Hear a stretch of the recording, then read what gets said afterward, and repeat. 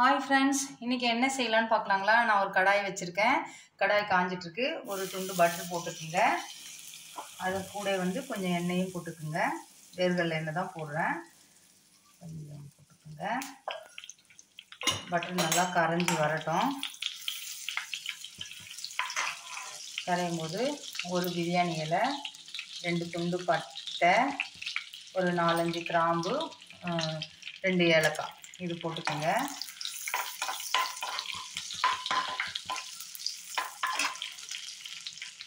ஒரு 3-4 பச்சை மிளகாய் 2ஆக உடச்சி வச்சுருக்கேன். அதையும் போட்டுருங்க. ஒரு மீடியம் சைஸ் வெங்காயம் 2 வெங்காயம் பொடியாக கட் பண்ணி வச்சுருக்கேன். இதையும் போட்டுக்கோங்க.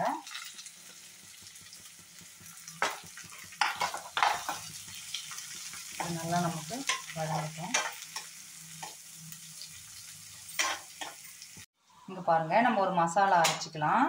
இது கசகசாவும் முந்திரியும் நான் ஊற வச்சுருக்கேன். தண்ணியில் சேர்த்துங்க. அது கூட ஒரு கைப்பிடி தேங்காய், கைப்பிடின்னா கொஞ்சம் அப்படியே போட்டுக்குங்க. நான் ஒரு முடி, சின்ன முடி தேங்காய் தான், அதை அப்படியே போட்டுட்டேன். இதை நைஸாக அரைச்சிட்டு வந்துடலாம். வெங்காயம் நல்லா வதங்கிடுச்சு பாருங்கள் ஃப்ரெண்ட்ஸ். இப்போ ஒரு ஸ்பூன் இஞ்சி பூண்டு பேஸ்ட் போட்டுக்கோங்க. இது நல்லா வதங்கட்டும் நமக்கு.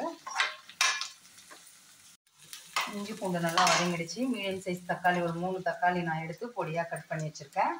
அதையும் இதில் சேர்த்துங்க. நீங்கள் வேணால் பியூரியாக கூட போட்டுக்கலாம். தக்காளி உங்களுக்கு இந்த மாதிரி வேண்டாம்னா தக்காளியை ஒரு ஓட்டிட்டு போட்டுக்குங்க. நான் இப்படி போட்டிருக்கேன், எனக்கு இந்த மாதிரி வேணும்னா நம்ம இஷ்டம் தான். இது வதங்கட்டும். இந்த தக்காளி நமக்கு சீக்கிரம் வதங்கணும்னா கொஞ்சம் உப்பு போட்டுக்கலாம். இந்த டிஷ்ஷுக்கு தேவையானதும் போடலாம், இல்லை நம்ம போட்டுட்டு என்ன இது பண்ணிக்கலாம். இது நல்லா வதங்கட்டும். நமக்கு உப்பு போட்டிருக்கோம் நல்லா. இது வதங்கட்டும். இங்கே பாருங்கள் ஃப்ரெண்ட்ஸ், தக்காளி நல்லா வதங்கிடுச்சு. இப்போ நம்ம மசாலா சேர்க்கலாம். மஞ்சத்தூள் கொஞ்சம் போட்டுக்குங்க. மிளகாத்தூள், மிளகாய் போட்டிருக்கோம், தனி மிளகாத்தூள் தான். இந்த ஸ்பூனால் நான் ஒரு 2 ஸ்பூன் போடுறேன். அதே மாதிரி தனியா பொடி ஒரு 3 ஸ்பூன் போடுறேன். வாய் கொளறுது. சிக்கன் மசாலா இதை ஒரு ஸ்பூன் போட்டுக்கிறேன். இது நல்லா வதங்கட்டும் நமக்கு.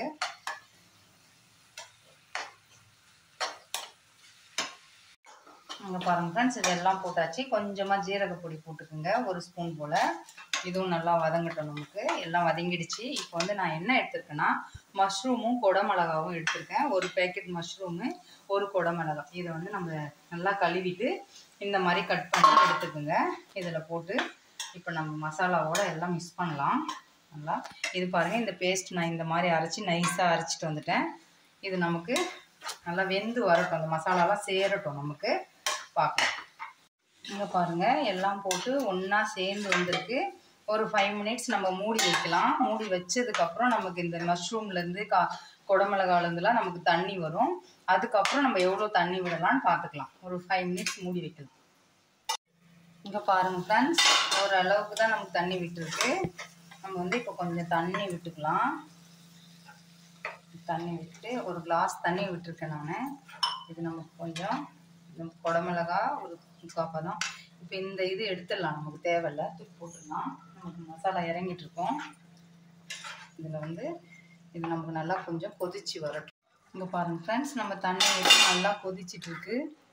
இப்போ நம்ம இந்த அரைச்சி வச்சுருக்கோம் பார்த்தீங்களா, இந்த விழுது இதில் சேர்த்துடலாம். நான் கொஞ்சம் கிரேவி மாதிரி தான் செய்கிறேன். நீங்கள் திக்காக வேணால் கூட வச்சுக்கலாம். எல்லாத்தையும் ஊற்றிடுங்க மிக்ஸ் பண்ணி. பாருங்கள் ஃப்ரெண்ட்ஸ், நான் இந்த அளவுக்கு கிரேவி வச்சுருக்கிறேன். இப்போ நம்ம கரம் மசாலா சேர்த்துடலாம். இதில் 1 ஸ்பூன் சேர்த்துருக்கேன். இதை அப்படியே நம்ம கொதிக்க விடலாம். கொஞ்சம் நமக்கு இந்த ராஸ்மல் போகணும் இல்லைங்களா, அதனால் இதை கொதிக்க விடலாம். நம்ம மூடி வச்சு கொதிக்க விடலாம். இங்கே பாருங்கள் ஃப்ரெண்ட்ஸ், நல்லா கொதிச்சிட்ருக்கு. இப்போ நம்ம கஸ்தூரி மேத்தி போடுறேன். உங்கள்கிட்ட கொத்தமல்லி தழை இருந்தால் கூட போட்டுங்க. நான் கஸ்தூரி மேத்தி சூப்பராக இருக்கும் இதுக்கு, இந்த கிரேவிக்கு. இது நல்லா அப்படியே அவ்வளோதான், நல்லா முடிஞ்சிடுச்சு நமக்கு. நான் சப்பாத்தி இன்றைக்கி மில்லட் சப்பாத்தி செஞ்சுருக்கேன். நான் வீட்டிலே நான் ஏற்கனவே வீடியோ போட்டிருக்கேன்னு நினைக்கிறேன்.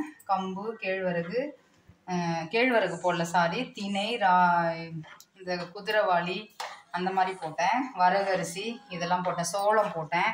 இதெல்லாம் போட்டு நான் அரைச்ச சப்பாத்தி. இது கோதுமை மாவும் மிக்ஸ் பண்ணியிருக்கேன்.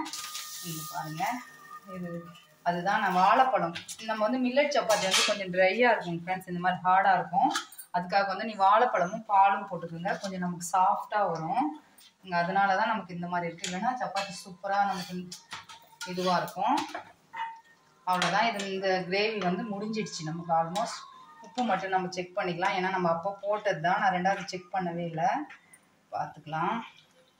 அவ்வளோதான் ஃப்ரெண்ட்ஸ், குடமிளகாய் மஷ்ரூம் கிரேவி நமக்கு ரெடி ஆகிடுச்சு. ஆஃப் பண்ணிடலாம் நம்ம. சிம்பிளான இது. இந்த டைமில் வந்து உங்ககிட்ட க்ரீம் இருந்தால் கூட போட்டுக்கோங்க, இப்படியே சூப்பராக இருக்கும். ஆனால் க்ரீம் இருந்ததுன்னா போட்டுக்கோங்க. இங்கே பாருங்கள், என் பாப்பா வந்து கேட்டுகிட்டே இருக்காங்க.